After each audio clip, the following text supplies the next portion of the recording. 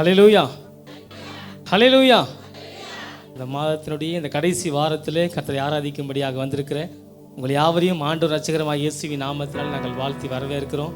பக்கத்தில் கையை பிடிச்சி இந்த நாள் கர்த்தர் உண்டாக்கிற நாள், இதில் களி கூர்ந்து மகிழ கடவுள்னு சொல்லுங்கள். ஹல்லேலூயா. எத்தனை பேர் சந்தோஷமாக இருக்கீங்க? நல்ல கைகளை தட்டி உற்சாகமாக இந்த காலை நேரத்தில் கர்த்தரை துதிக்கும்படியாக, அவரை ஆராதிக்கும்படியாக வந்திருக்கிறோம். இது சந்தோஷத்தின் நாள், இது சந்தோஷத்தின் நேரம். நல்ல சந்தோஷத்தோடு கூட நம்முடைய தேவனை மகிமைப்படுத்தி அவருக்கு ஆராதனை செலுத்துவோம். கடந்த நாட்கள் நாம் கற்றுக்கொண்ட பாடல் ஆதியும் அந்தமும் ஆமேன் என்று சொல்லி நாமத்தை உயர்த்தி பாடுவோம். ஆதியும் அந்தமும் ஆமேன், அல்ஃபா ஒமேகாவும் ஆமேன் என்று சொல்லி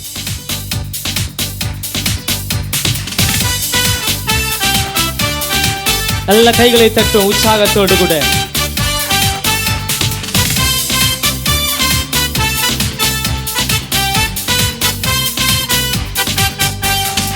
ஆதியும் அந்தமும் ஆமேன், அல்பா ஒமேகாவும் ஆமேன்.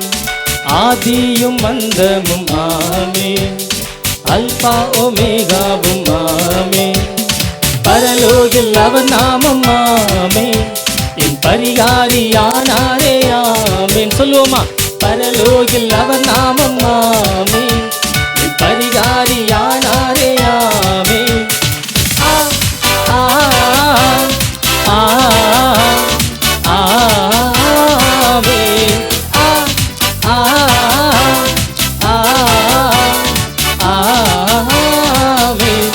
வார்த்தைக்கு அழிவில்லை ஆமேன், அது எல்லாமே செயலாகும் ஆமேன். பாடுவோம். அவர் வார்த்தைக்கு அழிவு என்பதில்லை, அது எல்லாமே செயலாகும் ஆமேன்.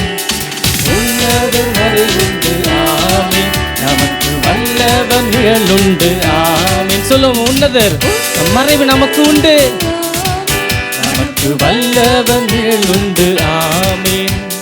பொல்லாப்பு நேராது ஆமேன், ஒரு வாதையும் அணுகாது ஆமேன். சொல்லுங்க. பொல்லாப்பு ஒரு நாளும் என்னை என் குடும்பத்தையும் அணுகாது என்று சொல்லுங்க.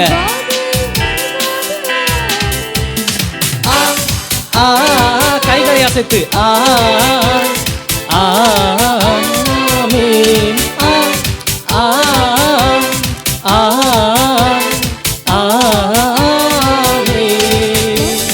பாடுகள் ஏற்றாரே ஆமேன், நம் துக்கங்கள் சுமந்தாரே ஆமேன். பாடுவோம். ஆண்டவரே, எங்கள் பாடுகள் ஏற்றவரே, எங்கள் துக்கங்களை சுமந்தவரே, தழும்பாலே குணமானோமாமே, பலவீனம் நமக்கில்லையாமே. அவர் தழும்பாலே குணமானோமாமே, இனி பலவீனம் நமக்கில்லையாமே. கைகளை அசைத்து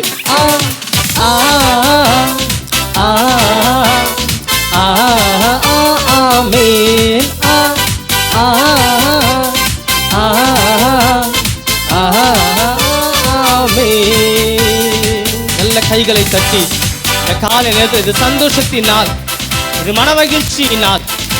நல்ல சந்தோஷத்தோடு கூட அவருடைய சமூகத்தில் அவருடைய முகத்தை காணும்படியாக வந்திருக்கிறோம். இந்த உலகத்தில் நாங்கள் என்று சென்றோம், நம்ம எங்கு போயும் பெற்றுக்கொள்ள முடியாத ஒரு சந்தோஷத்தையும் ஒரு சமாதானத்தையும் தேவனுடைய சமூகத்தில் அவருடைய பாதத்தில் கர்த்தர் நமக்கு தருகிறவராக இருக்கிறார். ஹல்லேலூயா. நன்றி செலுத்துகிறோம். கர்த்தருடைய சமூகத்தில் வந்திருக்கிற நம்ம எல்லாம் அப்படியே எழும்பி நின்று இந்த காலை நேரத்தில் தேவன் நம்மை நிரப்பும்படியாக, ஹல்லேலூயா, அவர் நம்ம எதற்காக அழைத்தாரோ அந்த அழைப்பை நம்மை கொண்டு நிறைவேற்றும்படியாக, ஹல்லேலூயா, எங்களை ஆண்டவர் இந்த நாள் நிரப்பும் என்று சொல்லி கேட்போம். இந்த பரிசுத்தமான ஓய்வு நாளிலே அவர் நம்மை நிரப்ப வல்லவராக இருக்கிறார். ஹல்லேலூயா. அவருக்காக எழும்பி பிரகாசிக்க, அவருக்காக இந்த கடைசி நாட்களில் சாட்சியாய் வாழ, அவருக்காக பலத்த காரியங்களை செய்ய, ஹல்லேலூயா, இந்த பரிசுத்த ஆவியானவர் இந்த காலை நேரத்தில் நம்ம நிரப்புவாராக. ஹல்லேலூயா. உமக்கு நாங்கள் நன்றி சொல்லுகிறோம். தேவனுடைய சமூகத்தில் அவருடைய வல்லமை நாடுவோம். தேவன் ஹல்லேலூயா ஆதி அப்போஸ்தல நாட்களிலே தம்முடைய ஜனங்களை கொண்டு செய்த அந்த மகத்துவமான காரியங்களை இந்த கடைசி நாட்கள் நம்மை கொண்டு அவர் செய்ய வல்லவராக இருக்கிறார். நிறைந்து நிறைந்து நிரப்பிடுமே, பெற்ற ஊழியம் நிறைவேற்றும் என்று சொல்லி பாடுவோம். நீரைந்து நீரைந்து நீரப்பிடுவே, பெற்ற ஊழியம் நிறைவேற்றுவேன். பாடுவோமா? நிறைந்து நிறைந்து நிரப்பிடுவேன். பெற்ற ஊழியம் நிறைவேற்றுவேன். ஆவியினால் வார்த்தையினால் அனுதினமும் நிரப்பிடுவேன். பாடுங்க. ஆவியினால் வார்த்தையினால் அனுதினமும் நிரப்பிடு. நிறைந்து நிறைந்து நிறைந்து நிறைந்து நிரப்பிடுவேன். பெற்ற ஊழியம் நிறைவேற்று. நல்ல சத்தத்தை உயர்த்தி. நிறைந்து நிறைந்து நிரப்பிடுவேன். பெற்ற ஊழியம் நிறைவேற்றுவேன். எங்கும் வசனம் பரவியது, 7 பேர் ஆவியால் நிரம்பியதால். எங்கும் வசனம் பரவியது, 7 பேர் ஆவியால் நிரம்பியதால். சீடர்கள் தொகையும் பெருகியது, சீடர்கள் தொகையும் பெருகியது. கீழ்ப்படிந்தார்கள் மதகுருக்கள், கீழ்ப்படிந்தார்கள் மதகுரு. ஆவியினால் ஆவியினால் வார்த்தையினால் அனுதினமும் நிரப்பிடுவேன். சொல்லுங்க ஆண்டவரே, அப்படி ஆவியினால் வார்த்தையினால நிரப்போ நிரப்பிடுவேன். நிறைந்து நிறைந்து நிறைத்திடுவேன். பெற்ற ஊழியம் நிறைவேற்றுவேன். நிறைந்து நிறைந்து நிரப்பிடுவேன். பெற்ற ஊழியம் நிறைவேற்றுவேன். தேவன் செய்தார் அதிசயங்கள், தேவ ஆவியால் நிரம்பினதால். சொல்லுங்க ஆண்டவரே, அன்றைக்கு தேவன் அற்புத அதிசயங்களை செய்வதற்கு வல்லமையினால் அவர் நிரப்பப்பட்டார். ஆண்டவரே, திரளான மக்கள் திரும்பினார்கள், திரளான மக்கள் திரும்பினார்கள். பர்னபாவியால் நிரம்பியதால், பர்னபாவியால் நிரம்பி. கைகளை தட்டி. ஆவியினால் வார்த்தையினால் அனுதினமும் நிரப்பிடுவேன். ஆவியினால் வார்த்தையினால் அனுதினமும் நிரப்பிடுவேன். ஹல்லேலூயா. இந்த காலை நேரத்தில் அலை அலையாய் அவருடைய வல்லமை நம்முடைய ஹல்லேலூயா சபையின் மத்தியிலே அசைவாடி கொண்டிருக்கிறது. ஹல்லேலூயா. அபிஷேகம் பெற்ற யாவரும் நவமான பாஷைகளை பேசி தேவ நாமத்தை மகிமைப்படுத்துவோமா? ஹல்லேலூயா. உன் வாய் விரிவாய் திற, அதை நன்மையினால் நிரப்புவேன் என்று சொன்னவர் இந்த காலை நேரத்தில் உன்னை பலப்படுத்தவர் வல்லவராய் இருக்கிறார். ஹல்லேலூயா, ஹல்லேலூயா. உன்னை பலப்படுத்துகிற கிறிஸ்துவினாலே எல்லாவற்றையும் செய்ய உனக்கு பலன் உண்டு. உனக்கு கொஞ்சம் பலன் இருந்தும் என் நாமத்தை மறுதலியாமல் என் வசனத்தை கை கொண்டபடியினாலே இதோ ஒரு திறந்த வாசலை உனக்கு முன்பாக வைத்திருக்கிறேன், அதை ஒருவனும் பூட்ட முடியாது என்று சொன்ன தேவன் இந்த காலை நேரத்தில் உன் நடுவில் அவர் அசைவாடி கொண்டிருக்கிறார். உனக்கு கொடுத்த ஊழியத்தை, உனக்கு கொடுத்த அந்த அழைப்பை உன்னை கொண்டு நிறைவேற்ற என் தேவன் வல்லவராய் இருக்கிறார். நல்ல கைகளை தட்டி கர்த்தர் கொடுத்த வாக்குத்தத்தங்களை சொல்லி தேவ நாமத்தை மகிமைப்படுத்துங்க. காலையில் இமைப்பொழுது உன்னை கைவிட்டேன், ஆனாலும் உருக்கமான இரக்கத்தினாலே உன்னை சேர்த்து கொண்டேன் என்று சொல்லி கர்த்தர் நமக்கு வாக்கு பண்ணியிருக்கிறாரு. நல்ல கைகளை தட்டி, ஆண்டவரே உடைய இரக்கம் இல்லாமல் எங்களால் வாழ்வது அப்பா கூடாத காரியம். ஆண்டவரே உடைய இரக்கத்திற்காக நன்றி, உடைய அன்புக்காக நன்றி, உடைய தயவுக்காக நன்றி, உடைய கிருபைக்காக நன்றி என்று சொல்லி நல்ல கைகளை தட்டி தேவ நாமத்தை மகிமைப்படுத்துங்க.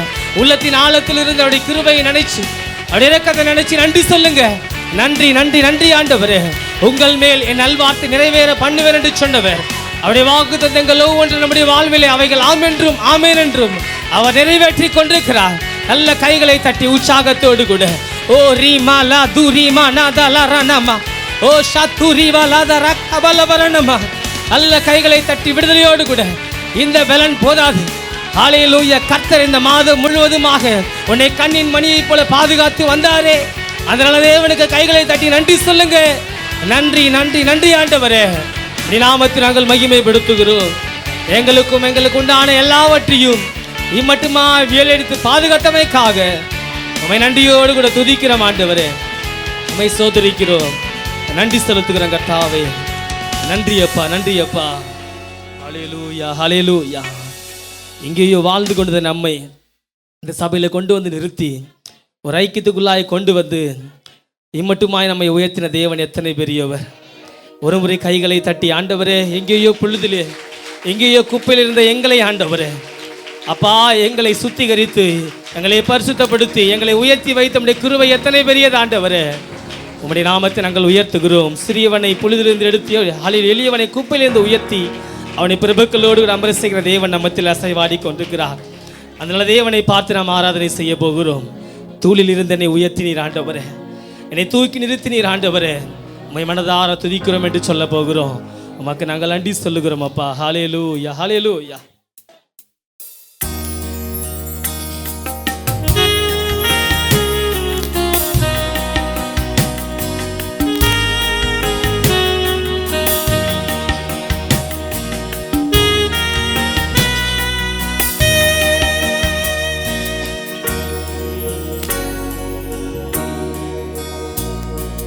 தூளில் இருந்து உயர்த்தினீ, தூக்கி என்னை நிறுத்தினீ, துதித்து பாட வைத்தீ.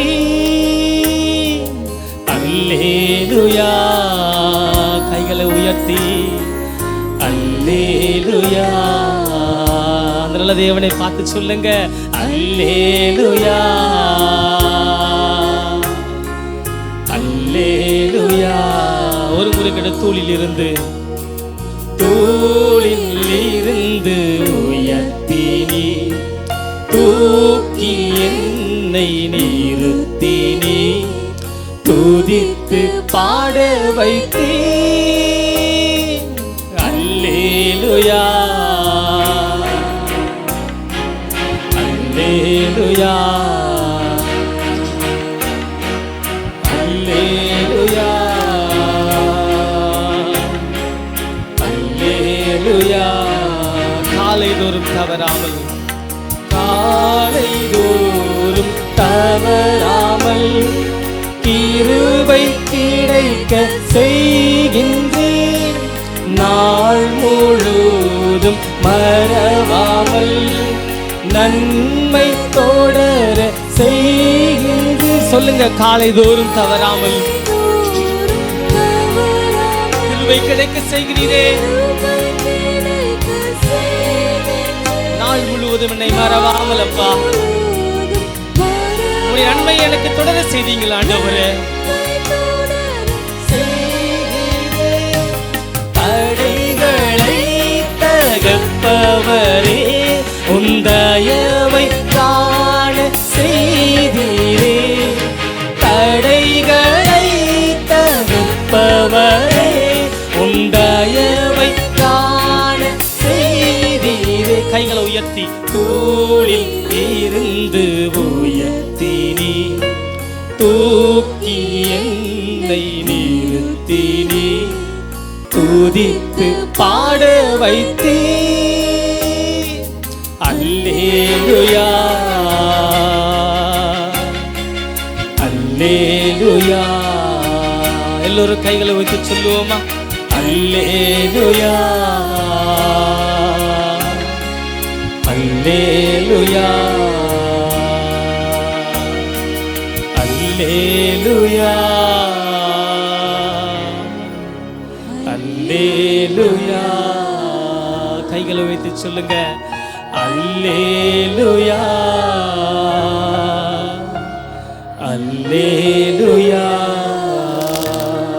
கைகளை தட்டி தேவநாமத்தை மகிமைப்படுத்த நல்ல கைகளை தட்டி ஓசியுள்ள கைத்தாளத்தோடு கூட பேரோசியுள்ள கைத்தாளத்தோடு கர்த்தரை தொழுது வேதம் சொல்லுகிறது. நன்றி ஆண்டவரே, நன்றி ஆண்டவரே. இந்த வேலையில கூட உங்கள் அருகில் இருக்க நபரோட கரங்களை பிடித்துக்கொண்டு சொல்லப்படுகிற விண்ணப்பங்களுக்காக நாம் பாரத்தோடு ஜெபிப்போம். முதலாவதாக கூட மருத்துவமனைகளுக்கான ஜெபிப்போம். அபிராமி நகரை சேர்ந்த சிஸ்டர் லதா மருத்துவமனையில் உள்ளார். காஞ்சிபுரத்தை சேர்ந்த பிரதர் பாபு மருத்துவமனையில் உள்ளார். தண்டையார்பேட்டை சேர்ந்த சிஸ்டர் லக்ஷ்மி மருத்துவமனையில் உள்ளார். தேவனுக்கு நல்ல பரிபூர்ண சுகத்தை கொடுத்து சீக்கிரத்தில் வீடு திரும்ப கூட கிருபை திரும்ப எல்லாம் ஜெபம் பண்ணலாமா? ஆவியானவரே, மே துதிக்கிற ராஜா, மே ஸ்தோத்தரிக்கிற தகப்பனே, இந்த வெளியில கூட பலவீனத்தோடு மருத்துவமனையில் இருக்கிற ஆண்டவரை ஒவ்வொரு பிள்ளைகளையும் தேவன் கண்ணோக்கி பாருங்க. தேவன் தாமே ராஜனை பெரிய காரியங்கள் நடப்பிக்க முடியாது நாங்கள் ஜெபிக்கிறோம். ஆண்டவரே, மே ஸ்தோத்தரிக்கிற தகப்பனே, ஆண்டவரே அப்பா, நீரே பெரிய காரியத்தை செய்யப்படுற தயவுக்காக நன்றி செலுத்துகிறோம். எல்லா வியாதியின் கூறுகள் பலவீன கட்டுகள் இயேசுவின் நாமத்தினால என் தேவன் நிர்மூலமாக்க முடியாது நாங்கள் ஜெபிக்கிற தகப்பனே. எகவா ராஃபாவாக நீர் இருந்து பெரிய காரியங்களை செய்யப்போற தயவுக்காக உமக்கு நாங்கள் நன்றி செலுத்துகிறோம். உடைய நாமத்தை நாங்கள் மகிமைப்படுத்துகிறோம் அப்பா. மே ஸ்தோத்தரிக்கிறோம் ஆண்டவரே, மே துதிக்கிறோம் அப்பா, மே ஸ்தோத்தரிக்கிறோம் அப்பா. அடுத்ததாக கூட 2000 அர்ப்பணிப்புள்ள ஆத்துமாக்கள், 2000 பேர் ஆராதிக்கிற ஆலயம் என்கிற இலக்கை தேவன் நிறைவேற்றக்கூடிய கிருபை தரும்படியாக ஆலய கட்டுமான பணியை தேவன் சீக்கிரத்தில் துவங்கப்படக்கூடிய கிருபை தரும்படியாக வாரத்தோடு சுபிக்கலாமா? ஆண்டவரே, எங்களுடைய ஆண்டவரே அப்பா, சபைக்கு கொடுத்த லக்குக்காம் சமூகத்தில் வருகிறோம். 2000 அர்ப்பணிப்புள்ள ஆத்துமாக்கள், 2000 பேர் ஆராதிக்கிற ஆலயத்தை தேவன் தாமே ராஜா ஆண்டவரே அப்பா அதனுடைய எல்லா விதமான லக்கையும் தேவன் நிறைவேற்றி தாங்க. ஆண்டவரே, கட்டுமான பணி சீக்கிரத்தில் துவங்கப்படக்கூடிய கிருபையை தேவனை ஏற்படுத்த நாங்கள் சொபிக்கிறோம். எல்லா தடைகளையும் இயேசுவின் நாமத்தினால் நிர்மூலமாக்க முடியாது நாங்கள் சொபிக்கிறோம். என் தேவன் தாமே ராஜா நீர் பெரிய காரியம் நடப்பிக்க முடியாது நாங்கள் சொபிக்கிறோம் அப்பா. என் தேவனை அப்படியே செய்கிற தயவுக்காக உமக்கு நாங்கள் நன்றி தகப்பனே, ஸ்தோத்தரிக்கிறோம் அப்பா, மை துதிக்கிற ராஜா. கடைசியாக கூட இந்தியாவில் அநேக மாநிலங்கள் தேர்தல் நடைபெற்று கொண்டிருக்கிறது. அநேக பகுதிகளில் குறைவான வாக்குகள் மாத்திரமே செலுத்தப்பட்டு கொண்டிருக்கிறதுனால இனி நடக்க இருக்கிற ஒவ்வொரு தேர்தலையும் ஒவ்வொருவரும் தங்களுடைய வாக்கை செலுத்தக்கூடிய கிருபை தரும்படியாக தேவன் தாமே தேர்தலை ஆசீர்வதிக்க முடியும். எல்லா பாரத்தோடு ஜெபிக்கலாமா? ஆண்டவரே, மே துதிக்கிற ராஜா. ஆண்டவரே, இந்த நாளில் கூட தகப்பன் அநேகர் ஆண்டவரே தங்களுடைய வாக்குகளை செலுத்தாமல் இருக்கிற காரியத்தை அறிந்திருக்கிறீர் தேவன் தாமராஜா. ஆண்டவரே, ஒவ்வொருவரும் தகப்பன் இனி நடக்க இருக்கிற ஒவ்வொரு தேர்தலையும் ஆண்டவரே முழுமையான ஆண்டவரப்பா வாக்கு ஒவ்வொருவரும் செலுத்தி ஆண்டவரே அப்பா நல்ல தலைவரை என் தேவனங்களுக்கு தரும்படியாக நாங்கள் ஜெபிக்கிறோம். ஆண்டவரே, இந்த தேர்தலை அப்போ ஒரு ஆசீர்வாதம் ஒரு நேர்மையாய் நடந்து ஆண்டவரை முடியத்தக்கதாக என் தேவன் கிருபை பாராட்டுங்க. தேவ சமாதானம் காணப்படக்கூடிய கிருபை தரும்படியாக நாங்கள் ஜெபிக்கிறோம் அப்பா. என் தேவனின் பெரிய காரியங்களை செய்யப்படுற தயவுக்காக உமக்கு நாங்கள் நன்றி செலுத்தகப்பனே, ஸ்தோத்தரிக்கிறோம் அப்பா, மை துதிக்கிற ராஜா. இந்த வெளியில கூட விசேஷ தேவையான கரங்களை உயர்த்தலாம். விசேஷித்த தேவைக்காம் தேவை செதிக்காம் பாரத்தோடு ஜெபிக்கலாம். ஸ்தோத்தரிக்கிறோம் ஆண்டவரே, மே துதிக்கிற ராஜா. அந்த வெளியில கூட தகப்பனே கரங்களை உயர்த்துறோம். ஒவ்வொருடைய தேவைகளையும் என் தேவத்தாமை சந்திக்க முடியாது நாங்கள் ஜெபிக்கிறோம் அப்பா. வானத்தின் பலகணிகளை திறந்து இடம் குழாமல் நிரப்புகிற தாமரால் எல்லா தேவைகளையும் என் தேவநீர் பொறுப்படுத்திக் கொள்ள முடியாது நாங்கள் ஜெபிக்கிறோம் தகப்பனே. இந்த வெளியில கூட தகப்பனின் வார்த்தைக்காக வருகிறோம். போதகரை மறைத்து என் தேவன் தாமராஜனை வெளிப்பட முடியாது நாங்கள் ஜெபிக்கிறோம் அப்பா. வசனத்தை கேட்டு அதன்படி நடக்க அன்று அதற்கு அப்படியே அர்ப்பணிக்க தேவனுங்களுக்கு அனுக்கிரகம் பாராட்ட முடியாது நாங்கள் ஜெபிக்கிறோம். தாழ்த்துகிறோம், வெறுமையாக்குறோம். இயேசுவின் நாமத்தை ஜெபிக்கிறோம் நல்ல பிதாவே, ஆமென். ஆமென். இந்த காலை வேளையிலே ஆராதனைக்கு வந்திருக்கிறவங்க யாவரையும் ஆண்டவரும் ரட்சகருமாகிய இயேசுவின் நாமத்தினாலே வாழ்த்தி வரவேற்கிறேன். வந்து எல்லாரும் உற்சாகமாய் ஒரு அல்லேலூயா சொல்லலாம். கர்த்தர் நல்லவர். கூடுமான வரைக்கும் 10-11 மணிக்கு மேலே மாலை ஒரு 3 மணி வரைக்கும் வெயிலில் போகாதீங்க. சிலர் வெயிலில் தான் வேலை செய்ய வேண்டிய சூழ்நிலை வரும். அப்போ தண்ணி நிறைய குடித்து உங்களை பாதுகாத்து கொள்ளுங்கள். ஆண்டவர் மேக மூட்டத்தை கொடுத்து இந்த வெயிலெல்லாம் குறைக்க வல்லமையுடையவராக இருக்கிறார். அல்லேலூயா. ஆகவே தொடர்ந்து ஜெபித்துக் கொள்வோம். கர்த்தர் நல்லவர். இந்த நாளிலே ஆண்டவருடைய வார்த்தையை பகிர்ந்து கொள்ளும்படி என்னுடைய மகனும் நம்முடைய சபையினுடைய உதவி ஊழியருமாக இருக்கிற பாஸ்டர் ஜெரி ஜெம்சன் அவர்களிடத்தில் கேட்ட பொழுது அவர் ஆயத்தமாய் வந்திருக்கிறார். முதல் ஆராதனையிலே அநேகர் ஆசீர்வதிக்கப்பட்டார்கள். இந்த 2வது ஆராதனையிலும் கர்த்தர் நம்மோடு கூட இடைபடுவார். அல்லேலூயா. பாஸ்டர் ஜெரி தெரியாதவங்க எத்தனை பேர் இருக்கீங்க? எல்லாருக்குமே தெரியுமா? சரி, அப்போ அறிமுகம் தேவையில்லை. ஒரே ஒரு அம்மா மட்டும் கை உயர்த்துறாங்க. தெரியும்னு உயர்த்தினாங்களா தெரியலன்னு உயர்த்தினாங்களான்னு தெரியல. கர்த்தர் நல்லவர். இந்த வேலையிலே பாஸ்டர் ஜெரி முன்பாக வரும்பொழுது கரங்களை தட்டி நாம் யாரும் உற்சாகமாய் வரவேற்கலாம். ஹல்லேலூயா, ஹல்லேலூயா. எத்தனை பேர் இந்த காலை வேளையில் சந்தோஷமாக இருக்கிறீங்க? உங்கள் பக்கத்தில் இருக்கவங்க கரங்களை பிடித்து இந்த மாதத்தின் வாக்குத்தத்தத்தை அவங்களை பார்த்து சொல்லுங்கள் பார்க்கலாம். இமைப்பொழுது உன்னை கைவிட்டேன், ஆனாலும் உருக்கமான இரக்கங்களால் உன்னை சேர்த்து கொள்வேன். ஹல்லேலூயா. இந்த வாய்ப்பளித்த தேவனுக்கும் நமது தலைமை போதகருக்கும் என்னுடைய மனமார்ந்த நன்றிகளை நான் தெரிவித்துக் கொள்கிறேன். தேவனின் கிருபைகள் உங்களுடைய வாழ்க்கையிலே ஒரு நாளும் முடிவுக்கு வராது. ஆமென். போனவர் அதை பற்றி தான் பார்த்தோம். தேவனுடைய கிருபைகளை நாம் ஒரு நாளும் இழந்து விடக்கூடாது. ஹல்லேலூயா. இந்த காலத்திலே நம்மளை சுற்றி நடக்கும் அநேக காரியங்களை குறித்து நம்மளுக்கு நம்ம அறியாத காரியங்கள் பல நம்மளை சுற்றி நடந்து கொண்டிருக்கிறது. எங்கே பார்த்தாலும் கெட்ட செய்திகளை நாம் கேட்டுக்கொண்டிருக்கிறோம். சும்மா நியூஸ் சேனலை ஓப்பன் பண்ணாலே என்ன நடக்குது? இங்கே அவன் குத்திட்டான், அவன் இவனை குத்திட்டான், இந்த ஊரில் கலவரம், இங்கே கொலை நடந்தது. அப்படி தான் தேவையில்லாத செய்திகள், கெட்ட செய்திகள் அநேக நம்மளை சுற்றி நடந்து கொண்டிருக்கிறதை நாம் இந்த இடத்துல பார்க்கிறோம். ஆனால் தேவனுடைய பிள்ளைகளாகிய நாம் குழப்பத்தின் நடுவிலும் போராட்டத்தின் நடுவிலும் தேவனை நோக்கி பார்க்க வேண்டும் என்று அவர் நம்மளை எதிர்பார்க்கிறார். ஹல்லேலூயா. ஏன்னா ஆண்டவர் இயேசு சொல்லுகிறார், உலகத்தில் உங்களுக்கு உபத்திரவம் உண்டு, ஆனாலும் திடன் கொள்ளுங்கள், நான் உலகத்தை ஜெயித்தேன். ஆமென். அவர் நமக்காக உலகத்தை ஜெயித்த ஒரு தெய்வம். ஹல்லேலூயா. உலகத்திலே நமக்கு அநேக உபத்திரவங்கள் வந்தாலும், போராட்டங்கள் வந்தாலும், பிரச்சனைகள் வந்தாலும், அது எல்லாவற்றிலும் தேவன் சிலுவையில் நமக்காக ஜெயித்து வைத்த தேவனாக இருக்கிறார். ஹல்லேலூயா. உங்களை பற்றி எனக்கு தெரியல, ஆனால் அநேக நேரத்திலே என்னுடைய வாழ்க்கையிலே தேவன் செயல்படுகிற காரியங்கள் மிகவும் ஆச்சரியமாக இருக்கும். அவர் எப்படி செய்வார் என்று நான் நினைத்து கூட பார்க்க மாட்டேன். அதிசயமான வழியிலே, நான் யோசித்து பார்க்காத வழியிலே, எதிர்பாராத வழியிலே தேவன் என்னுடைய காரியங்களை சந்திக்கிற ஒரு தேவனாக இருக்கிறார். ஹல்லேலூயா. உங்களுடைய வாழ்க்கையிலும் அப்படியே அவர் உங்களை சந்திப்பார் என்று நான் விசுவாசிக்கிறேன். ஆகையினால் எல்லாரும் உங்களுடைய வேதத்தை ஏசாயா 55வது அதிகாரம் 8-9 வசனங்களை நாம் வாசிக்க போகிறோம். எல்லாரும் சேர்ந்து வாசிப்போம். என் நினைவுகள் உங்கள் நினைவுகள் அல்ல. எல்லாரும் சேர்ந்து வாசிங்க. உங்கள் வழிகள் என் வழிகளும் அல்லவென்று கர்த்தர் சொல்லுகிறார். பூமியை பார்க்கிலும் வானங்கள் எப்படி உயர்ந்திருக்கிறதோ அப்படியே உங்கள் வழிகளை பார்க்கிலும் என் வழிகளும், உங்கள் நினைவுகளை பார்க்கிலும் என் நினைவுகளும் உயர்ந்து இருக்கிறது. ஹல்லேலூயா, ஹல்லேலூயா. இந்த இடத்துல ஆண்டவர் சொல்லுகிறார், என் நினைவுகள் உங்கள் நினைவல்ல, என்னுடைய வழிகள் உங்கள் வழிகள் அல்ல. நீங்கள் உங்கள் வாழ்க்கையில் ஏகப்பட்ட பிளான்ஸ் போட்டு வச்சிருக்கலாம், ஏகப்பட்ட பிளான்ஸ் உங்களுடைய வாழ்க்கையில், உங்கள் பிள்ளைங்க வாழ்க்கையில் நீங்கள் போட்டு வைத்திருக்கலாம். ஆனால் அந்த வழிகளை விட ஆண்டவரின் வழிகள் மிக பெரியவன். ஹல்லேலூயா. எந்த அளவு பெரியது என்று அடுத்த வசனத்தில் பார்க்குறோம். பூமியை பார்க்கிலும் வானங்கள் எவ்வளவு உயரமாக இருக்கிறதோ அந்த அளவு நீங்கள் போடுற பிளானோட அவர் பிளான் சிறந்தது. ஹல்லேலூயா, ஹல்லேலூயா. நம் தேவன் அற்புதமான ஒரு தேவன். பல நேரத்தில் நாம் பார்க்கிறோம், சிலர் அவங்க வாழ்க்கையை காலையில் எழுந்த உடனே என்ன பண்ணுவாங்க, கேலண்டர் மட்டும் போய் நின்று நாள் நேரம் பார்த்து என்ன பண்ணுவாங்க, அவங்க நாளை ஆரம்பிப்பாங்க. சிலர் அப்படி இருக்கிறாங்க. சிலர் என்ன பண்ணுவாங்கன்னா, ஸ்டாக் மார்க்கெட், பங்கு சந்தை எந்தளவு சரிந்திருக்கிறது, எந்தளவு உயர்ந்திருக்குதுன்னு சொல்லி அதை வைத்து அவர்கள் நாளை செலவிடுகிறவர்களையும் நான் பார்த்துருக்கிறேன். அது மாத்திரம் இல்லாமல் சிலர் தங்களுடைய உணர்வுகளை வைத்து, இன்றைக்கி போர் அடிக்குதா, இன்றைக்கி நான் வேலைக்கு போகல, இன்றைக்கி உடம்பு சரியில்லாத மாதிரி இருக்குது, அதனால் நான் வேலைக்கு போகல அப்படின்னு சொல்லிட்டு சிலர் உணர்வுகளை வைத்து தங்களுடைய நாட்களை ஓட்டுகிறவர்களையும் நான் பார்த்துருக்கிறேன். ஆனால் தேவனுடைய பிள்ளைகளாக இருக்க வேண்டிய நாம் எல்லா குழப்பங்களையும் பயங்களையும் மேற்கொண்டு தேவன் மீது விசுவாசமாக இருக்க வேண்டும் என்று அவர் நம்மளிடத்தில் எதிர்பார்க்கிற ஒரு தேவனாக இருக்கிறார். தோல்விகள் வரும்போது நம்மை சுற்றி இருக்கிற பலர், உங்களை சேர்ந்தவங்க, உங்கள் உறவினர்கள், நம்ம சபையில் இருக்கிற உங்களுடைய சகோதரர்கள் கூட சில நேரத்தில் விசுவாசத்தில் குன்றி போகலாம். ஆனால் ஒரு நாளும் தேவன் மீது இருக்கிற விசுவாசத்தில் நாம் குன்றி போகக்கூடாது. ஹல்லேலூயா. இதை தான் நாம் யாக்கோபின் வாழ்விலிருந்து பார்க்கிறோம். யாக்கோபின் வாழ்விலிருந்து அவன் 3 கட்டங்களை கடந்து செல்கிறான். அந்த 3 கட்டங்களிலிருந்து இன்று நாம் இந்த செய்தியை பார்க்க போகிறோம். இந்த 3 கட்டங்களை நாம் அறிந்து புரிந்து செயல்படும் போது தேவன் நம் வாழ்விலும் தோல்வியிலிருந்து வெற்றி தர வல்லவராய் இருக்கிறார். ஹல்லேலூயா. யாக்கோபு கடந்து சென்ற முதல் கட்டம் யாக்கோபின் சோதனை. The testing phase of Jacob. யாக்கோபின் சோதனை. நாம் யாவரும் அறிவோம், ஈசாக்கு 60 வயதாய் நிறைந்திருந்த போது தன்னுடைய மனைவிக்காக அவர் ஜெபிக்க ஆரம்பிக்கிறார். ஆண்டவரே, என்னுடைய மனைவி மலடியால் இருக்கிறாள், ஆகையினாலே அவளுக்கு ஒரு குழந்தையை தருவீராக, எங்களுக்கு ஒரு குழந்தையை தருவீராக என்று அவர் பாரத்தோடு ஜெபித்த போது ஆண்டவர் அவர் கர்ப்பத்தை திறந்தார். ஆமென். அதன் பின்பாக அவர்களுக்கு அழகான 2 ஆண் குழந்தைகளை அவர் கொடுக்கிறார், இரட்டை குழந்தைகளை கொடுக்கிறார். முதலாவது பையன் பேர் ஏசா.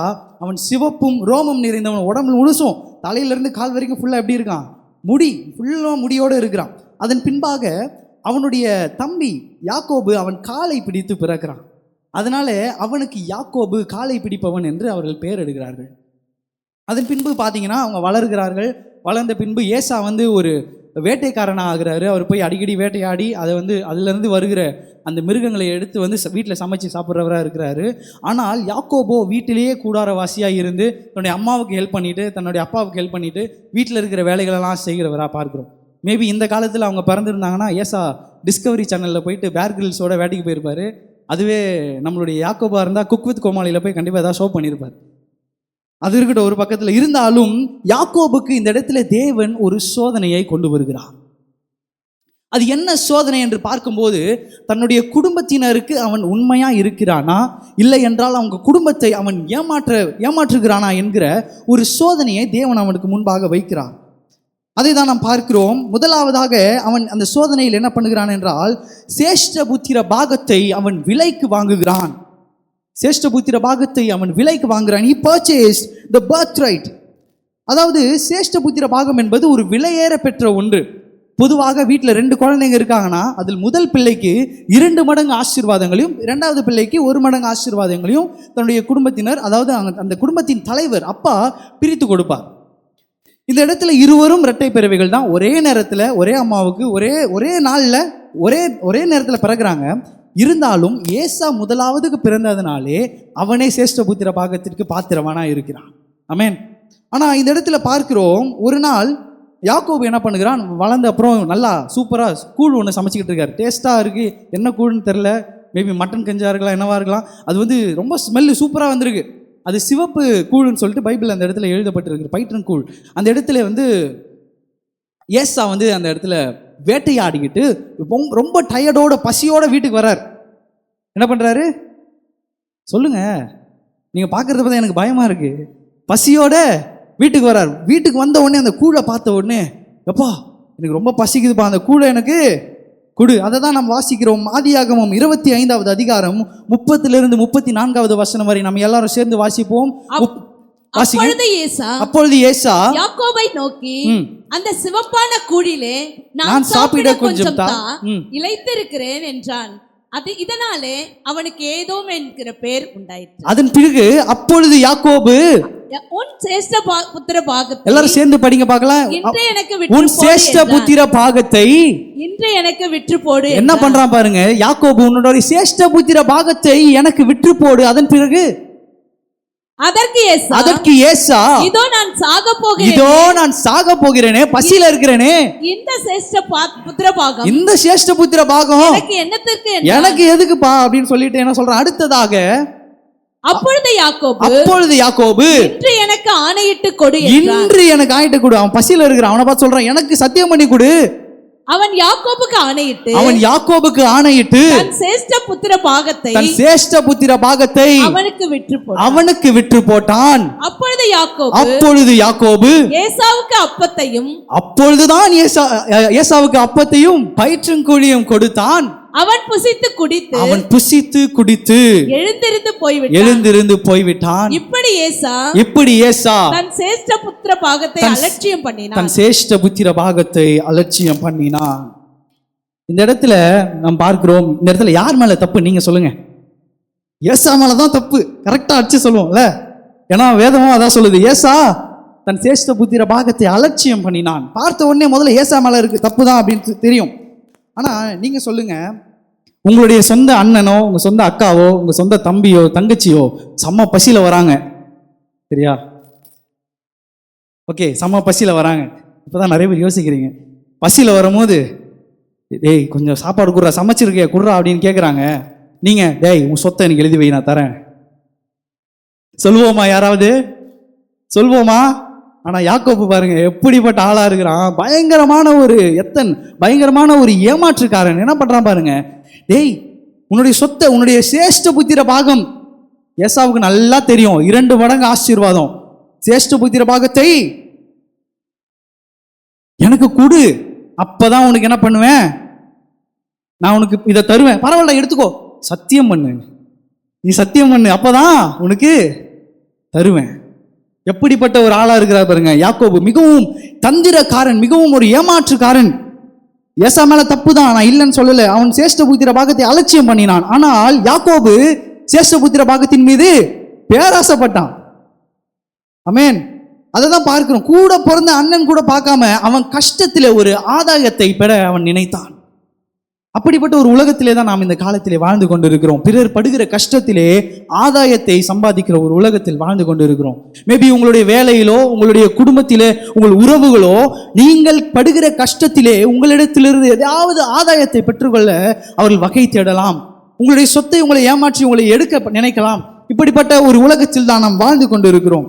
சில நேரத்தில் நாமும் அப்படி இருந்திருக்கலாம். நம்ம ரட்சிக்கப்படுவதற்கு முன்பாக நம்மளுக்கு வேலை ஸ்தலத்தில் இவனை கோத்து விட்டா நம்ம மேலே போயிடலாம் அப்படின்னு சொல்லிட்டு என்ன பண்றது, மேனேஜர் அவன் என்ன பண்ணான்னு தெரியுமா, இந்த மாதிரிலாம் பண்ணிட்டான்னு சொல்லிட்டு என்ன பண்றது, போயிட்டு இன்னொரு ஆளை கோத்து விட்டு நம்ம என்ன பண்றது, அந்த ஆள் தலை மேலே ஏறி அடுத்த இடத்துக்கு போறது.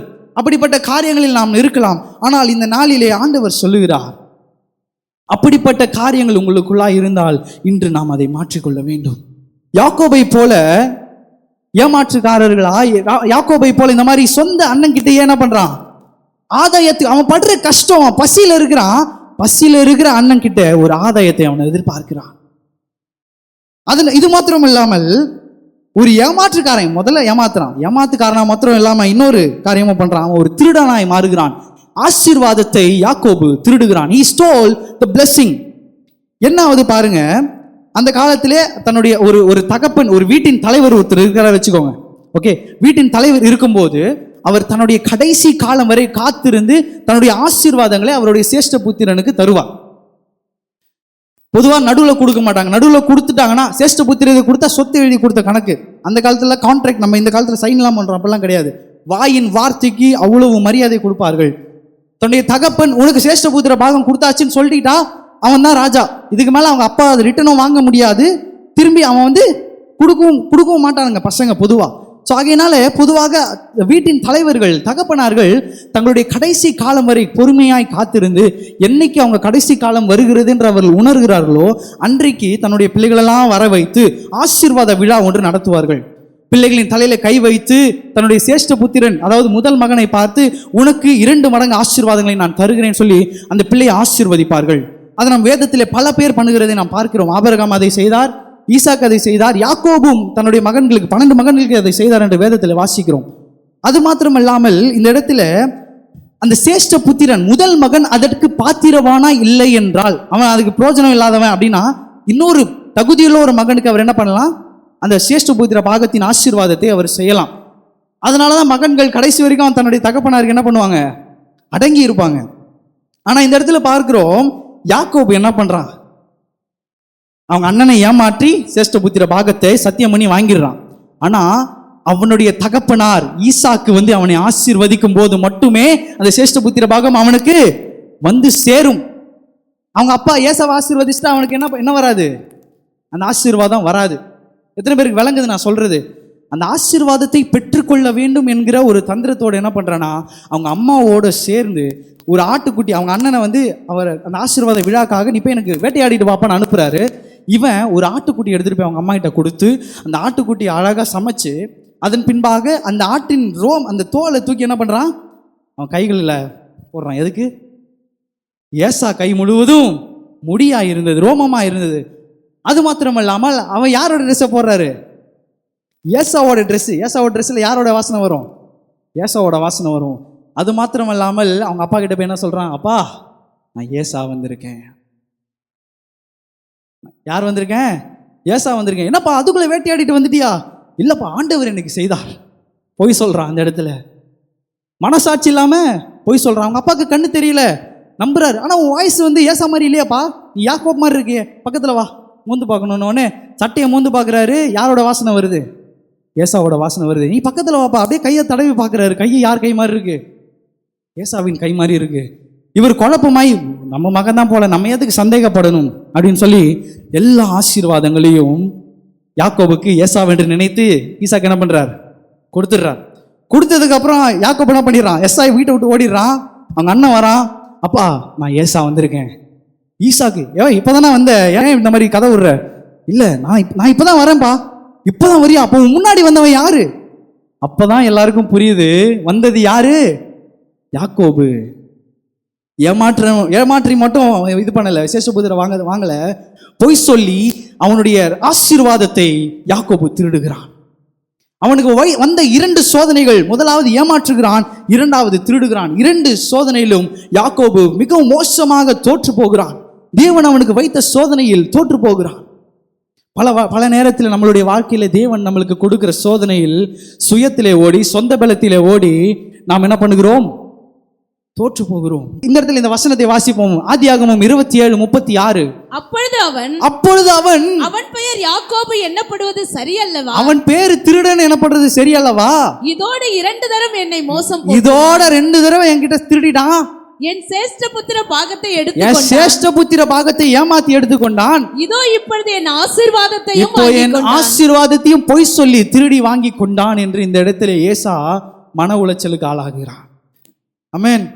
இந்த இடத்துல உங்களையே நீங்களே அந்த கேள்வியை கேட்டுக்கொள்ளுங்க. நீங்க தேவன் உங்களுக்கு தருகிற சோதனையில் வெற்றி பெறுகிறவர்களா இருக்கிறீர்களா, பொறுமையோடு காத்து கொண்டு இருக்கிறீர்களா, இல்லை என்றால் குறுக்கு வழியில போனோம் சொல்லிட்டு பிசாசு சொல்லுகிற காரியங்களை கேட்டு நீங்களும் குறுக்கு வழியில் சென்று கொண்டு இருக்கிறீர்களா என்று நாம் நம்மளுடைய வாழ்க்கையை ஆராய்ந்து அறிகிறவர்களாய் காணப்பட வேண்டும்.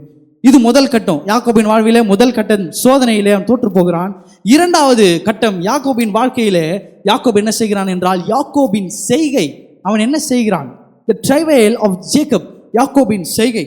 பார்த்தீர்கள் என்றால், அவங்க அண்ணன் அவனை கொன்னுருவான் அறிந்த பிறகு அங்கிருந்து என்ன பண்ணுகிறான்? நேரா அவன் மாமா வீட்டுக்கு ஓடுறான்.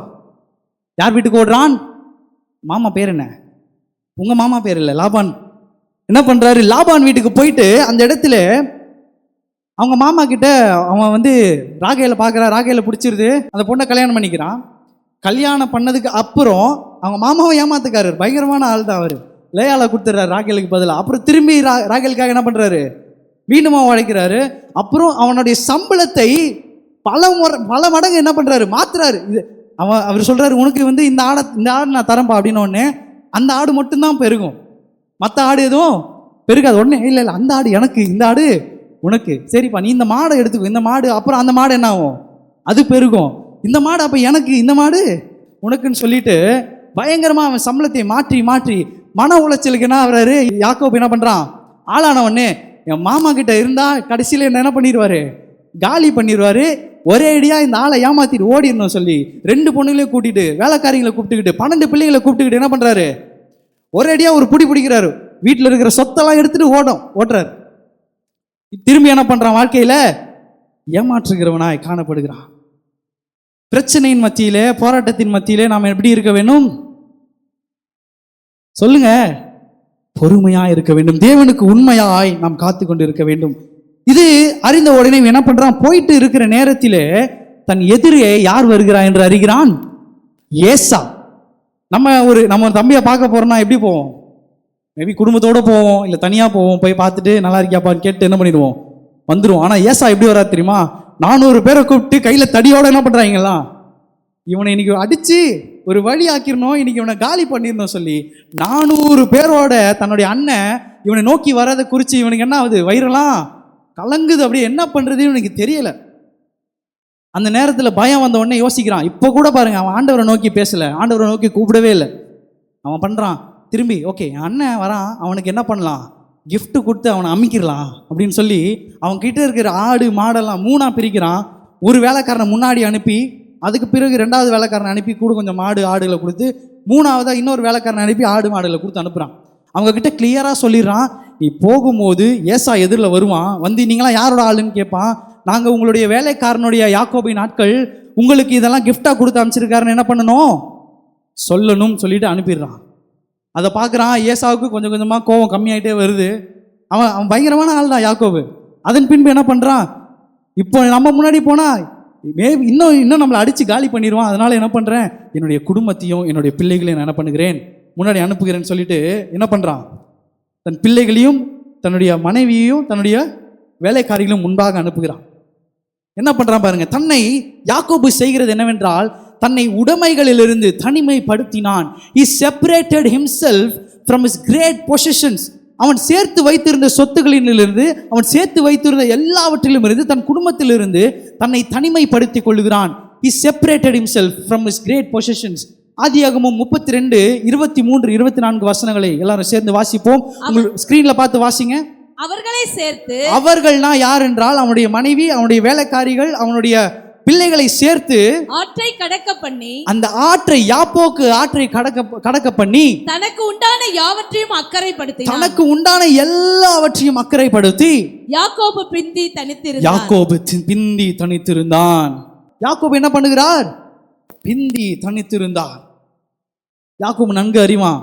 சின்ன வயசுல இருந்து பயங்கரமா சுயத்துல ஓடிட்டோம், பயங்கரமா எல்லாத்தையும் சொந்த பலத்துல செய்ய நினைச்சிட்டோம். ஆனா இப்ப நான் என்ன பண்ண முடியாது? எங்க அண்ணனை ஏமாற்றவும் முடியாது, திருடவும் முடியாது. போய் சரண்டர் ஆகிறது தான் ஒரே வழின்னு அவன் புரிஞ்சுக்கிட்டான். ஆனா அண்ணன்கிட்ட சரண்டர் ஆகிறதோட இன்னும் வேற ஒருத்தர் கூட சரண்டர் ஆகலான்னு சொல்லி என்ன பண்றான்? ஆண்டவர் இடத்துல போய், ஆண்டவரே நான் தப்பு பண்ணிட்டேன், நான் உங்களிடத்துல வந்து சரணடைகிறேன்னு சொல்லி அவனை என்ன பண்ணுகிறான்?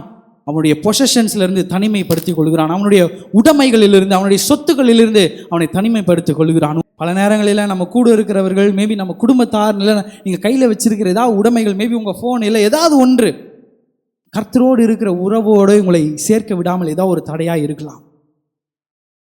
இந்த நாளிலே ஆண்டவர் உங்களை நோக்கி சொல்லுகிறார், அந்த தடையாக இருக்கிற காரியங்கள் எல்லாம் பின்னாடி வைத்து விட்டு எனக்கு முன்னிலை நீ கொடுப்பாயாக என்று அவர் சொல்லுகிறார். நீங்கள் கர்த்தருக்கு முன்னிலையை கொடுக்கும்போது தேவன் உங்களை முன்னிலைப்படுத்துவார். எத்தனை பேர் விசுவாசிக்கிறீங்க? எத்தனை பேர் விசுவாசிக்கிறீங்க? நீங்க கர்த்தருக்கு முன்னிலை கொடுக்கவில்லை என்றால் தேவன் உங்களை என்ன பண்ணுவார்? உங்களை முன்னிலை கண்டிப்பா படுத்த மாட்டார். நீங்க தேவன் உங்களை முன்னிலைப்படுத்த வேண்டும். தேவன் உங்களுக்கு ஆசீர்வதிக்க வேண்டும். தேவன் உங்களுடைய வாழ்க்கையில் நீங்கள் செய்கிற காரியங்கள் எல்லாம் வெற்றி சிறக்க பண்ண வேண்டும் என்றால் நீங்கள் தேவனுக்கு முன்னிலை தர வேண்டும்.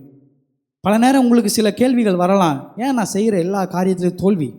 ஏன் நான் கை வைக்கிற எல்லா காரியத்திலையும் நான் எல்லாம் போராட்டமாக இருக்குது, கடைசி வரைக்கும் வெற்றியாக போகிற மாதிரி இருக்குது, ஆனால் லாஸ்ட் மினிட்ல நான் செய்கிற காரியம் போயிடுதே, எதுவும் கையில் நிற்க மாட்டேந்தேன்னு சொல்லிட்டு உங்களுக்கு ஒரு கேள்வி இருக்கலாம். நீங்கள் இந்த காலை வேளையிலே உங்களை ஆராய்ந்து அறிகிறவர்களாய் காணப்பட வேண்டும். உங்களுக்குள்ளாய் தேவனுக்கு பிரியமில்லாத காரியங்கள் ஏதாவது இருந்தால், தேவனுக்கும் உங்களுக்கும் இருக்கிற உறவுக்கு எதையாவது தடையாய் இருந்தால், இந்த நாளிலே நீங்கள் யாக்கோபை போல உங்களை தனிமைப்படுத்தி தேவனுடைய சமூகத்திலே சென்று, ஆண்டவரே என்னை இந்த நேரத்தில் இந்த உங்களிடத்திலிருந்து பிரிக்கிற இந்த காரியத்தை நான் இரண்டாவதாக வைக்கிறேன், நீங்கள் என் வாழ்க்கையில முதலிடமாக இருக்க வேண்டும் என்று நீங்கள் கர்த்தரை நோக்கி சொல்லும்போது தேவன் உங்கள் வாழ்க்கையிலே வெற்றி சிறக்க பண்ணுகிறவராக இருக்கிறார். ஹல்லேலூயா. உங்கள் தோல்விகளை எல்லாம் மாற்றி உங்கள் வாழ்க்கையில நீங்கள் கையிட்டு செய்கிற எல்லா காரியத்திலும் உங்களை வெற்றி சிறக்க பண்ணுகிற ஒரு தேவன் அவர். ஆமென். யாக்கோபு லேட்டராக தான் புரிஞ்சுக்கிட்டான். தன்னுடைய வாழ்க்கையில் ஆசீர்வாதத்தின் தடைகள், தன்னுடைய பிரச்சனை மீண்டும் அவனுக்கு பிரச்சனை வந்துட்டே இருக்கு பாருங்க. இந்த பிரச்சனையின் தடைகள் எல்லாம் எதுக்குன்னு சொல்லி அவன் என்ன எப்படி புரிஞ்சுக்கிட்டானா, தேவனை அவன் இரண்டாவது வைத்திருந்தான். தன்னுடைய உடைமைகளையும் தன்னுடைய உறவுகளையும் முதலாவது வைத்ததுனாலே தேவன் அவன் சுயநலமா ஓடினதுனால தேவன் எல்லாவற்றையும் அவன் வாழ்க்கையில தடையாய் வைத்தார். அதனால இந்த காலை வேளையிலே நாம் யாக்கோபை போல தனித்திருந்து தேவனுடைய சமூகத்திலே காத்திருக்க வேண்டும். ஆமென். இரண்டாவதாக யாக்கோபு என்ன செய்கிறான் என்றால், தன்னை தேவனுக்கு முன்பாக பரிசுத்தப்படுத்திக் கொள்கிறான். He sanctified himself before the Lord. தன்னை தேவனுக்கு முன்பாக பரிசுத்தப்படுத்திக் கொள்கிறான். எல்லாரும் சேர்ந்து வாசிப்போம். ஆதியாகமம் 32வது அதிகாரம் 24 26 வசனங்கள் வரை வாசிக்க போகிறோம். எல்லாரும் சேர்ந்து ஸ்கிரீனை பார்த்து வாசியுங்கள். அப்பொழுது ஒரு புருஷன் பொழுது விடியும் அளவும் அவனோடனே போராடி எப்ப போராடுறாருன்னா, இவன் தனித்து இருக்கிறான் பாருங்க. இவன் தன்னுடைய குடும்பத்தையெல்லாம் அனுப்பி சாயங்காலத்திலிருந்து ஒரு புருஷனோடு இவர் சண்டை போட்டு கொண்டு இருக்கிறார். வேத ஆராய்ச்சியாளர்கள் சொல்லுகிறார்கள், இந்த புருஷன் ஆண்டவர் இயேசு கிறிஸ்துவாய் இருக்கலாம். ஆண்டவர், ஏன்னா யாக்கோபு சொல்கிறான், நான் மனிதர்களோடும் தேவனோடும் போரிட்டு மேற்கொண்டேன் என்று அந்த இடத்துல சொல்லுகிறதை பார்க்கிறோம். இந்த இடத்துல அவனோடு போராடினது ஆண்டவரே அப்படின்னு சொல்லிட்டு இந்த இடத்துல அவனே சொல்லுகிறான். அப்பொழுது பொழுது விடியும் அளவும் ஒரு புருஷனோடனே போராடி அவனை மேற்கொள்ளாததை கண்டு அந்த புருஷன் யாக்கோபை என்ன பண்ண முடியவில்லை? மேற்கொள்ள முடியவில்லை. அதன் பின்பாக அவனுடைய தொடை சந்தை தொட்டு அதனால் அவருடனே போராடுகையில் யாக்கோபின் தொடை சந்து சுளுக்கிற்று. அடுத்த வசனம் அப்படியே வாசிங்க. அவர் நான் போகட்டும் பொழுது விடுகிறது என்றார். என்ன சொல்றாரு பாருங்க. எப்பா உன் அண்ணன் வரான், ஏசா வந்துகிட்டு இருக்கான், பொழுது விடுகிறது, நான் போக வேண்டும். அதற்கு அவன், நீர் என்னை ஆசீர்வதித்தால் ஒழிய உம்மை போக விடேன் என்றான். உற்சாகமா கரங்களை தட்டி தேவன் நாமத்தை மகிமைப்படுத்துவோமா? இந்த இடத்துல இந்த போராட்டத்தின் நடுவிலே அவன் ஆண்டவரை பற்றி பிடித்துக் கொண்டு அவர் காலை டைட்டா பிடிச்சுக்கிட்டு சொல்றான், நீர் என்னை ஆசீர்வதித்தால் ஒழிய நான் உம்மை போக விடேன். ஹல்லேலூயா. இந்த இடத்துல யாக்கோபுக்கு ஒரு அருமையான ஒரு கேரக்டரை பார்க்கிறோம். பர்சிஸ்டன்ஸ், விடாமுயற்சி. அவனுக்கு அவ்வளோ போராட்டங்கள் வரும்போதும் அவன் கொஞ்ச நேரத்தில் அவங்க அண்ணங்கிட்ட அடி வாங்க போகிறான், அவனை கொன்று போடலான்னு சொல்லி தெரிந்தும் அந்த இடத்துல ஒரு சின்ன நம்பிக்கை. அவன் ஆண்டவர் இடத்துல போய் ஆண்டவருடைய பாதத்தை பிடிச்சிக்கிட்டு சொல்கிறான், நீங்கள் என்னை ஆசீர்வதித்தால் ஒழிய நான் உம்மை போக விடேன். ஆண்டவரே, இத்தனை நாளாக நான் சுயத்தில் ஓடிட்டேன், என் சொந்த பலத்தில் ஓடிட்டேன், என்னால் இந்த நேரத்தில் இதுக்கு மேலே ஓட முடியாது, இதுக்கு மேலே என்னால் ஏமாற்றி மற்றவங்களை பிழைக்க முடியாது, இதுக்கு மேலே என்னால் திருடி என்னுடைய வாழ்க்கையை நான் ஓட்ட முடியாது, இப்போ உங்களுடைய சமூகத்தில் நான் என்னை தருகிறேன்னு சொல்லி தன்னை பரிசுத்தப்படுத்தி தேவனுடைய சமூகத்தில் அவனை ஒப்பு கொடுக்கிறான். ஹல்லேலூயா. முதலாவது யாக்கோபுக்கு வந்த சோதனையில் தோற்று போகிறான். இரண்டாவதாக தன்னை தனிமைப்படுத்தி கொண்டு தேவனுடைய சமூகத்திலே அவனை பரிசுத்தப்படுத்திக் கொள்கிறான். அவனுடைய செய்கையை பார்த்தோம். மூன்றாவது கட்டம் யாக்கோபின் வாழ்விலே யாக்கோபின் சாதனை, the triumph of Jacob, யாக்கோபின் சாதனை. வாசிப்போம். ஆதியாகமம் 32வது அதிகாரம் 27 29 வரை. அவர் உன் பேர் என்ன என்று கேட்டார். இந்த இடத்துல பாருங்க, அந்த புருஷன் அவர் உன் பேர் என்ன என்று யாக்கோபை பார்த்து கேட்கிறார். யாக்கோபு என்றான். அவன் என் பெயர் யாக்கோபு என்றான். ஹல்லேலூயா. இந்த இடத்துல பாருங்க, யாக்கோபு என்ன சொல்லுகிறார்? என்னுடைய பெயர் யாக்கோபு என்றான். யாக்கோபு. தொடர்ந்து வாசிங்க. அப்பொழுது அவர் உன் பேர் இனி யாக்கோபு என்னப்படாமல், இனி உன் பேர் யாக்கோபு எனப்படாமல் இஸ்ரவேல் என்னப்படும். இஸ்ரவேல் எனப்படும். தேவனோடும் மனிதரோடும் போராடி மேற்கொண்டாயே என்றார். அப்பொழுது யாக்கோபு உம்முடைய நாமத்தை எனக்கு அறிவிக்க வேண்டும் என்று கேட்டான். அதற்கு அவர் நீ என் நாமத்தை கேட்பானேன், நீ என் நாமத்தை ஏன் கேட்கிறாய் என்று சொல்லி அங்கே அவனை ஆசீர்வதித்தார். ஹல்லேலூயா. இந்த இடத்துல பாருங்க, சாயங்காலம் துவங்கி அவ்வளோ அசதியிலே டிராவல் பண்ணிட்டு வரான். சாயங்காலம் துவங்கி இரவு முழுவதும் அந்த புருஷனோடு போராடி பொழுது விடிகிற அளவு என்ன பண்ணுகிறான்? விடாமுயற்சியாய் அவரை பிடித்து கொண்டு என்னை ஆசீர்வதித்தால் ஒழிய உம்மை போக விட மாட்டேன் என்று அவன் சொல்லுகிறான். அவன் கண்டிப்பா பாருங்க, கண்டிப்பா டயர்டா இருப்பான். கரெக்டா? அவன் வாழ்க்கை, அவன் அந்த ராத்திரி ஃபுல்லா அந்த சண்டை போட்டு உடம்பெல்லாம் என்ன ஆயிருக்கும்? வலிச்சிருக்கும். காலம் இப்ப என்ன ஆயிடுச்சு? சுளுக்கு பிடிச்சிக்கிச்சு. அந்த வலியில அவ்வளோ வலி இருந்தாலும் அவனுக்கு அதோடு ஒரு பெரிய வலி ஒன்று இருந்தது. காலையில அவர் கேட்கிறாரு, உன் பேர் என்ன கேட்கிறாரு? உன் பேர் என்ன? அது எப்படி பேர் தானே கேட்கிறாரு, அது எப்படி வலியா இருக்கும்னு சொல்லி நீங்க நினைக்கலாம். ஆனா அவன் பேரின் அர்த்தம் என்ன? எத்தன், திருடன், கால்களை பிடித்து கீழே இழுத்து போடுகிறவன் என்ற அர்த்தம். அவன் பேரை சொன்ன உடனே அசிங்கத்துல தலையை குனிறான். அவன் பேரு கேட்ட விதமாகவே அவன் வாழ்க்கையனாவது இத்தனை நாள் அப்படிதான் வாழ்ந்துகிட்டு இருக்கான். அவன் பேரு காலை பிடித்து இழுப்பவன். அதே போல அவங்க அண்ணன் காலை பிடித்து இழுக்கிறான், அவங்க அப்பா காலை பிடித்து இழுக்கிறான், அவனுடைய மாமாவின் காலை பிடித்து இழுக்கிறான். வாழ்க்கை முழுவதும் ஏமாற்றி புடைத்த அவன் இந்த நேரத்தில் தேவன் அவனை நோக்கி உன் பெயர் என்று கேட்கும் போது என் பேர் திருடுங்க அப்படின்னு சொல்றான். உங்களை பார்த்து உன் பேர் என்னன்னு கேட்கும்போது நான் ஒரு திருடன், நான் ஒரு ஏமாத்துக்காரன் நீங்க சொல்லுவீங்களா? அப்படி கிடையாது. நம்மளுக்கு யாரும் அந்த மாதிரி ஒரு பேரை வைக்கல, சந்தோஷப்படுங்க. ஆனா யாக்கோபு பாருங்க, இந்த இடத்துல கஷ்டத்தோடு அசிங்கத்தோடு தன் தலையை குனிந்து சொல்லுகிறான், என் பேர் எத்தன், என் பேர் யாக்கோபு, என் பேர் ஏமாற்றுக்காரன். அசிங்கத்தில் தலை குனிந்து நிற்கிறான். அந்த நேரத்தில் தான் அந்த புருஷன் அவரை பார்த்து சொல்லுகிறார், இனி உன் பேர் யாக்கோபு இல்ல, உன் பேர் என்ன? இஸ்ரவேல் என்று அவன் சொல்லி அவன் பெயரை உயர்த்துகிற ஒரு தேவனை நாம் ஆராய்ந்து கொண்டு இருக்கிறோம். நான் விசுவாசிக்கிறேன், உங்க கடந்த காலம் எப்படிப்பட்டது என்று தேவன் ஒரு நாளும் பார்க்க மாட்டார். நீங்க எப்படி வாழ்ந்தீங்க என்று ஒரு நாள் அவர் பார்க்க மாட்டார். ஆனால் அந்த கடந்த காலத்தையெல்லாம் மறந்து உங்களை இரத்தத்தினாலே கழுவி தன்னுடைய சொந்த பிள்ளைகள் என்ற நிலைமையை நம்மளை நிறுத்தி வைத்துக்கிற தேவன் அவர். ஆமென். அதுதான் வேதத்தில் வாசிக்கிறோம். நம்மளை புத்திர சுவிகாரத்தின் ஆவியை, அப்பா என்று கூப்பிடத்தக்க புத்திர சுவிகாரத்தின் ஆவியை நம்மளுக்கு தருகிற ஒரு தெய்வம். முதலாவதாக அவன் சாதனை, எதுல சாதனை அவன் பார்க்கிறோம் என்றால் கடந்த கால தோல்விகள் அவனுக்கு மறக்கப்பட்டன. அவனுடைய கடந்த கால தோல்விகள், அவன் வாழ்க்கையில சந்தித்த எல்லாவித இழப்புகளை தேவன் மன்னித்து போட்டார். அதன் பின்பாக ஆதியாகமம் 32வது அதிகாரம் 28வது வசனத்தை நாம் எல்லாரும் சேர்ந்து வாசிப்போம். அப்பொழுது அவர் உன் பேர் இனி யாக்கோபு எனப்படாமல் இஸ்ரவேல் எனப்படும். தேவனோடு மனிதனோடும் போராடி மேற்கொண்டாயே என்று அவனை நோக்கி சொல்லுகிறார். ஹல்லேலூயா. நம்மளுடைய தோல்விகளிலாலே அவர் நாம மகிமைப்பட அது வாய்ப்புகளாய் அமைய வேண்டும். ஆமென். எத்தனை பேருக்கு நான் சொல்றது புரியுது? சில நேரத்தில் ஏன் வாழ்க்கையில தோல்வின்னு சொல்லி நீங்க நினைக்கலாம். ஆனா உங்கள் வாழ்க்கையில நீங்க சந்திக்கிற தோல்வி அவர் நாம மகிமைப்பட வாய்ப்புகளாய் அமைந்திருக்கிறது. ஹல்லேலூயா. என் வாழ்க்கையிலே நான் பல தோல்விகளை சந்தித்தேன். ஆனா அந்த தோல்வியின் வழியாய் தேவன் என்னை தொட்டார். அப்புறம் அவருக்கு பிரியமுள்ள பிள்ளையா என்னை மாற்றி இந்த நாளில் என்னை பயன்படுத்தி கொண்டு இருக்கிறார். இங்க இருக்கிற ஒவ்வொருவருக்கும் ஒரு ஸ்டோரி இருக்கும், ஒவ்வொரு கதை இருக்கும். உங்கள் வாழ்வில் நீங்கள் தோல்விகளை அடைந்தவர்களாய் காணப்பட்டிருக்கலாம். ஆனால் இந்த நாளிலே உங்களை ஆசீர்வதித்து இந்த இடத்துல உட்கார வைத்திருக்கிறார் என்றால், நீங்கள் எதிர்பார்க்காத உயரத்திற்கு உங்களை கொண்டு சென்றிருக்கிறார் என்றால் தேவனுடைய கிருபை உங்கள் மீது இருந்ததினாலே, தேவன் உங்களை அனுதினமும் வழிநடத்துகிறதுனாலே. ஹல்லேலூயா. ஆகையினால் நமது தோல்விகளை கண்டு ஒரு நாளும் நாம் துவண்டு போகக்கூடாது. ஆமென். அது மாத்திரமல்லாமல் அவன் கடந்த காலம் மறக்கப்பட்டது. பின்பு அவன் வாழ்க்கையில் ஒரு பெரிய மாற்றம் ஏற்பட்டது. His life had a great change. அவன் வாழ்க்கையில் பெரிய மாற்றம் ஏற்பட்டது. நம்ம வெளி தோற்றத்தில் எப்படி வேணா என்ன பண்ணலாம், மாறலாம், ஸ்ட்ரைட்டிங் பண்ணிக்கலாம், ஜிம்முக்கு போய் உடம்பு ஏற்றிக்கலாம், மேக்கப் போட்டுக்கலாம். ஆனா ஒருத்தனுடைய உள்ளார்ந்த மனிதனை மாற்ற முடியும் என்றால் அது ஆண்டவராக இயேசு கிறிஸ்து ஒருவரால் மாத்திரமே மட்டும் முடியும். ஹல்லேலூயா. இந்த இடத்துல ஆண்டவர் சொல்லுகிறார், இனிமே நீ யாக்கோபு என்று அழைக்கப்பட மாட்டாய், நீ இஸ்ரவேலாக அழைக்கப்படுவாய். அதே போலதான் வேதத்திலே பார்க்கிறோம், ஆபிரகாமை தேவன் ஆபிரகாமாய் மாற்றுகிறார், சாராயை தேவன் சாராளாய் மாற்றுகிறார், அப்புறம் சீமோனை தேவன் பேதுருவாக மாற்றுகிறார். ஆமென். சீமோன் தேவனை தூஷித்தவனாய் காணப்பட்டான். ஆனால் அவன் பேதுருவாய் மாறின போது தேவனை பற்றி பல பேருக்கு போய் பிரசங்கம் பண்ணி அநேகரை சபைக்குள்ளாய் சேர்த்தான் என்று பார்க்கிறோம். ஆமென்.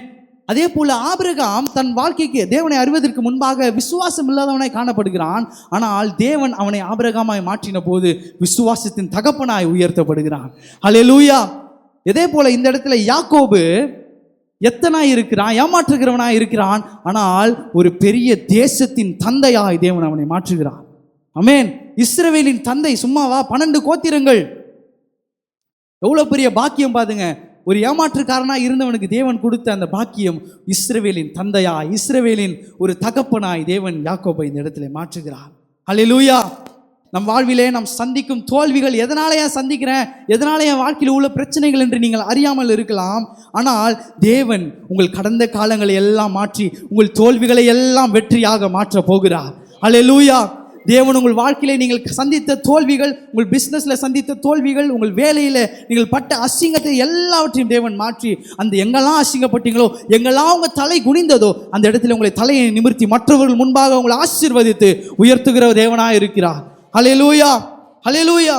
ஒரு நாள் எடிஸ்டோன் என்கிற ஒரு இடத்திலே, இங்கிலாந்து தேசத்தில், அது ஒரு கடற்கரை நிலம். அந்த இடத்துல பார்த்தீங்கன்னா முழுவதுமாய் கற்கள் நிறைந்த ஒரு இடம். ஸோ சாதாரணமாக அந்த இடத்துல கப்பல் போக முடியாது. கப்பல் போச்சுன்னா வழி தெரியாதவங்க போய் கல்லில் மோதி கப்பல் உடைந்து சிதைந்து விடும். ஸோ ஆகையினால 1600களிலே அந்த இடத்துல ஒரு லைட் ஹவுஸ், கலங்கரை விளக்கம் கட்டப்பட்டது. ஆனால் ஒரு 60 வருடங்கள் கழித்து 1700வது வருடத்திலே, 1703வது வருடத்திலே அந்த கலங்கரை விளக்கம் உடைந்து போனது. ஒரு பயங்கரமான ஒரு புயல் அடித்தது, அந்த கலங்கரை விளக்கம் உடைந்து போனது. உடனே அந்த இடத்துல ஜான் ஸ்மித் என்ற ஒரு நபர் வருகிறார். வந்த உடனே இந்த இடத்துல இவ்வளோ மோசமான ஒரு இடத்திலே ஒரு கலங்கரை விளக்கம் இல்லை என்றால் பல உயிர்கள் ஆபத்தாகிவிடும். ஆகையினாலே நான் மிகவும் ஸ்ட்ராங்காக இந்த இடத்துல ஒரு கலங்கரை விளக்கத்தை கட்ட போகிறேன், ஒரு லைட் ஹவுஸை கட்ட போகிறேன் சொல்லிட்டு கிரனைட் கல்லெல்லாம் வச்சு புதுசாக என்ஜினியர் பண்ணி பயங்கரமாக அந்த பில்டிங்கை என்ன பண்ணுறாரு, கட்டுகிறார். கட்டி கரெக்டாக 120 வருடங்கள் செல்லுகிறது. பில்டிங் ஸ்ட்ராங்காக இருக்குது. கரெக்டாக 1881வது வருடத்தில் ஒரு பயங்கரமான, யாரும் பார்க்காத ஒரு பயங்கரமான ஒரு புயல் அந்த நாளில் அடித்தது. அந்த நாளில் அடிக்கும் போது அந்த கலங்கரை விளக்கம் பார்த்தீங்கன்னா மிகவும் ஹைட்டாக இருக்கும். அந்த இடத்துல பாருங்க, இதுதான் எடிஸ்டோனுடைய ரீஃப்ல இருக்கிற அந்த கலங்கரை விளக்கம், எடிஸ்டோன் லைட் ஹவுஸ் அப்படின்னு சொல்லிட்டு இதை சொல்லுவார்கள். அந்த கலங்கரை விளக்கத்தோட டாப் பார்த்தீங்களா, அந்த டாப் வரைக்கும் பயங்கரமான அலைகள் அடித்து கொண்டிருந்தது. கலங்கரை விளக்கம் ஆடிக்கொண்டிருந்தது. உள்ள இருந்த ஜனங்கள் எல்லாம் பயந்து போய் செவுத்தை கட்டி பிடிச்சிக்கிட்டு என்ன நடக்க போதோ என்று பயந்து கொண்டிருந்தார்கள். முழுவதுமாய் தண்ணி நிறைந்தது. அப்போ அந்த நேரத்தில் அந்த இடத்துல அதோடைய மேனேஜராக இருந்த ஒருவர், அவர் பேர் பார்த்தீங்கன்னா ஆர்தர் டக்ளஸ். இவர் என்ன பண்ணுறாரு, ஐயோ இன்னைக்கு நம்ம காலி போல, இந்த இடம் இடிந்து விழ போகிறது, இந்த இடம் மோசமாக பயங்கரமாக ஆடிட்டு இருக்கு, என்ன நடக்க போகுது தெரியலையேன்னு சொல்லி அவர் நின்றுக்கணும் போது அந்த நேரத்தில் அவருக்கு ஒரு மனதில் ஒரு ஜெபத்தை பண்ணுகிறார். ஆண்டவரே, இந்த நேரத்தில் என்ன நடக்க போகுது எனக்கு தெரியல, ஆனால் வெளியே பல கப்பல்கள், உள்ளே இருக்கிற நானே எவ்வளோ கஷ்டப்படும் போது தண்ணீரில் இருக்க கப்பல், அதில் இருக்கிற மக்கள் எவ்வளோ கஷ்டப்படுவார்கள், இந்த நான் போய் மேலே போய் அவர்களுக்கு உதவ வேண்டும் சொல்லிட்டு கஷ்டப்பட்டு மேலே போய் பார்க்கிறார். அந்த லைட்லாம் எல்லாமே என்ன இருக்கு, உடைஞ்சு போயிருக்கு. உடைஞ்சு போனவொடனே என்ன பண்ணுறாரு, அதோடைய கண்ணாடி எல்லாம் மாற்றி அந்த கஷ்டப்பட்டு அந்த இருட்டிலே அந்த கப்பல்கள்லாம் வழி காண்பித்து அழகாக கரை அந்த கப்பல்களை சேர்த்தார். ஹல்லேலூயா, ஆமென். அந்த நாளிலே அவர் ஒரு ஹீரோவாக இங்கிலாந்தில் அவர் கொண்டாடினார்கள். டக்ளஸை மிகவும் உயர்த்தி அந்த இடத்துல அவர்கள் கொண்டாடினார்கள். பல நேரத்தில் இந்த லைட் ஹவுஸ் போல, இந்த கலங்கரை விளக்கத்தை போல கடலிலே தனியாய் நிற்கப்படுகிற ஒரு சூழ்நிலை நம் வாழ்க்கையில், சுற்றி அலைகள் அடிக்கிற ஒரு சூழ்நிலை, எல்லாம் இடிந்து விழுகிறது போல ஒரு சூழ்நிலை. ஆனால் தேவன் உங்கள் கேப்டனாக இருக்கும்போது, தேவன் உங்களுக்குள்ளாய் இருக்கும்போது, தேவன் இந்த கலங்கரை விளக்கத்திற்குள்ளாய் உங்களை நடத்துகிற போது நீங்கள் பிறருக்கு வெளிச்சத்தை காண்பிக்கிறவர்களாய் தேவன் உங்களை மாற்றுவார். சுற்றி பலர் உங்களை தத்தளித்து கொண்டிருக்கலாம், படகுகளைப் போல கடலிலே அவர்கள் சிதைந்து கொண்டிருக்கலாம். ஆனால் தேவன் உங்களை பயன்படுத்தி அவர்களை சபைக்குள்ளாய் கொண்டு வருவார். எத்தனை பேர் விசுவாசிக்கிறீங்க? விசுவாசிக்கிறவங்க சத்தமா அல்லேலூயா சொல்லுங்க. ஹல்லேலூயா. அதுக்கு தான் தேவன் உங்களை பலவித மக்களுக்கு நடுவாய் வைத்திருக்கிறார். அதனால தான் தேவன் உங்களை கலங்கரை விளக்கமாக, உலகத்திற்கு வெளிச்சமாக உங்களை அழைக்கிற ஒரு தேவனாய் இருக்கிறார். ஹல்லேலூயா. தோல்விகளை நீங்கள் அனுதினமும் சந்திப்பதினாலே நீங்கள் தோல்வியாளனாய் கிடையாது.